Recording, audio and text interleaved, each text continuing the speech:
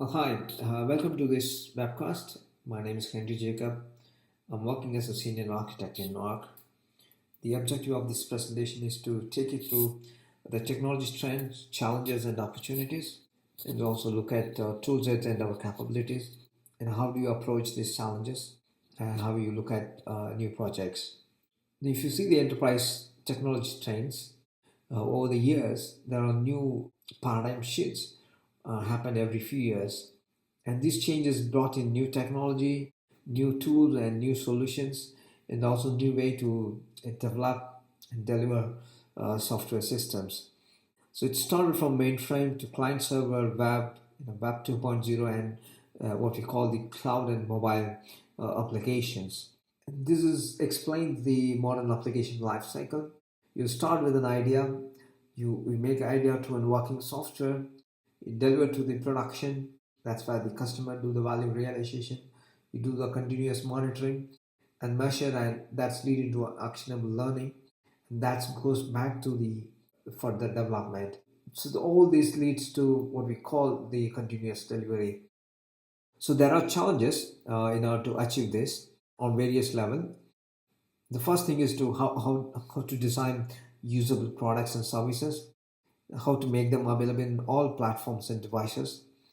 On the architecture side, how do you make them modular, and what technology and platform to use, and how do you deliver quality software on time and budget, and finally, how do you deploy and monitor scale our services on cloud. These are some of the fundamental challenges software development facing today. If you look at design, and we believe this is the one of the hardest single part, it's about deciding what to build. So in order to make it right, you need to understand what makes a great product or a service. So the four aspect, a product has to be useful, usable, desirable, and accessible. That lead into a functional requirement to in order to make it useful, and the usability requirements to how to make it simple to the user to use it. Desirable, the look and feel, the color, and how you structure your interfaces. And then finally, the accessible side, how do you make this system available on all devices. That's where the concept like mobile first, responsive design, and building a native apps come into picture. So making the right choices in terms of requirements, it's about balancing these different elements, your business goal, your functional requirement, and the technology and non-functional requirement, and that's feed into what we call the user story, or the software requirement which need to be built. Arc follow a defined a proven process for the requirement analysis. It starts from defining the objectives, identifying the target audience, and defining their goals, and getting into defining the various scenarios, creating a wireframe, and finally converting them into a user stories, which will be delivered to the development team. So this process enable any development team or any software team to capture what is required in the first place. The second challenge is in terms of the technology and architecture. We always believed building using the right tools and technologies, and also take a balanced approach in terms of what is there and what is required in the future. In the past, we have built various projects, and majority of them fall into this major category of technology framework. The first is the .NET. We build both web as well as the desktop applications using various Microsoft tools and technologies, including BizTalk and SharePoint.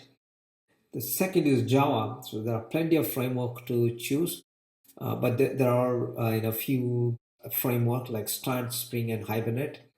For various customer, we also used Spring MVC and other popular MVC framework. We used Mule as a ESP engine, Alfresco for CMS, as well as the workflow engine as well. For a few of the recent projects to get the productivity, we used the Groovy and Guides. The third platform, which is we are successful, is Ruby on Rails, and also a few PHP projects for the CMS implementation using Joomla and Drupal. On the database side, we have used Oracle, SQL Server, Postgres, and MySQL. On the NoSQL side, MarkLogic and Redis. We have used Redis as a queue engine as well as the cache server, and Memcache for in-memory cache. When it comes to mobile application, there are three ways to develop a mobile application. First step is to make them responsive so that they can adapt to a different screen size and also the different devices. We use frameworks like Bootstrap, Less, and the Foundation. On the cross-platform side, we use HTML5 and JavaScript based mobile framework and package them using a phone gap, which works pretty much for majority of the cases. But there are cases where we need to build native apps in order to take advantage of other device features like GPS or cameras. So those places we have used a native approach using Android and iOS tools. When it comes to enterprise architecture, all our application used service-oriented architecture as a core architecture in order to make it interoperable, and also ESP for making enterprise integration possible. We also built web services using SOAP as well as the lightweight REST framework. Then we used workflow engines to make them configurable and also CMS engines wherever it is required. On the scalability side, all the applications, the focus is on making them stateless so that it is not going to be dependent on an individual server. For the performance side, we worked on code optimization, denormalization in terms of database wherever it is required, and also using the caching extensively so that we can now save quite a lot of time on hitting the database side. The next step in terms of getting the modern application lifecycle, it's about aligning the process with the implementation cycle. There are a few methodologies are very fundamental to the way we approach software development. The first thing is the test-driven development. We insist on better coverage using a unit automation as well as a functional automation.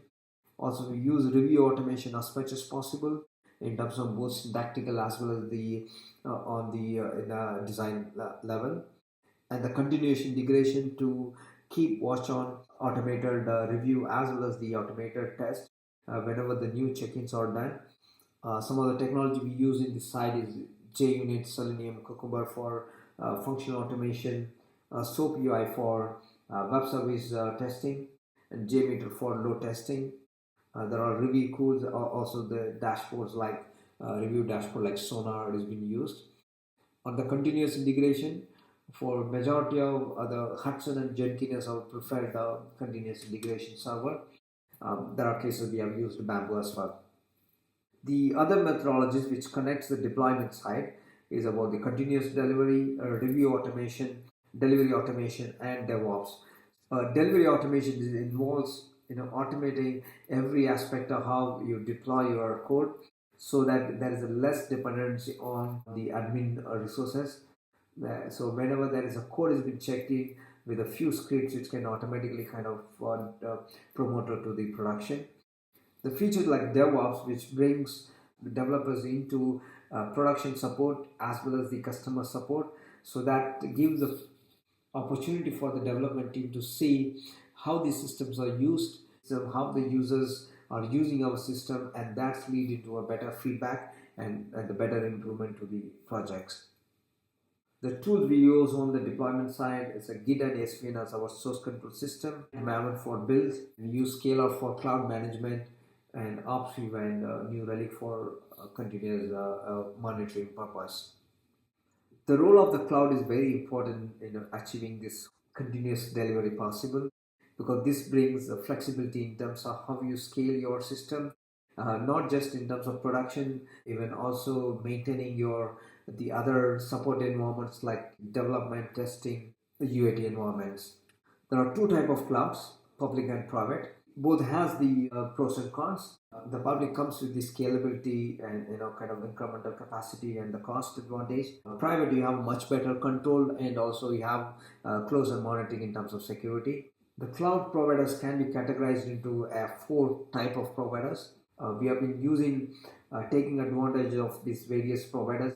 Amazon is our preferred infrastructure service provider, and we also use Microsoft for a few of our Microsoft based applications.